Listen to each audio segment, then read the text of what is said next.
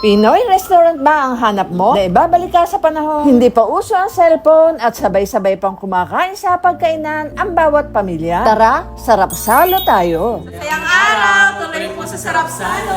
Perfect nga naman talaga itong pang salo-salo dahil they offer different sets of boodle bites dito. May seafoods, pork, manok, Shanghai, gulay, prutas, at iba pang makikita mo sa boodle pie. Meron nga rin pala silang pansit dito at tingnan nyo naman, sobrang makapinoy talaga ng plating. Meron din sabaw, syempre tulad nitong tinolang manok, pang balance ng kinakain ninyo. Pang himagas, naku, libre lang tong dessert buffet nila sa lahat ng kanilang customers. At syempre, ngayong magpapasko, hindi dapat mawala sa inyong pagsasalo-salo ang puto bumbong at bibingka. Samahan nyo pa ng kanilang mainit na kape. Perfect na perfect, hindi lang pang merienda nyo. Hala, ikinatuwa ko talaga dahil may mga laro ang pang batang 90s sila dito na sobrang nostalgic itong larong sungka. Oh, sanay ka ba nito? Hindi lang yung masarap na pagkain yung ipupunta mo dito kundi yung feeling at bonding yung pamilya. May pa-performance nga rin pala sila dito. At ewan ko ba, ba't ako nahila? Overall rating? 10/10. Masarap ang pagkain? Feels like home. Feels like very 1990s. Tuwing Martes lang sila sarado at bukas sila ng 11:30 a.m. to 10 p.m. Meron nga rin pala silang promo. Ito, naka-plus sa screen. Kaya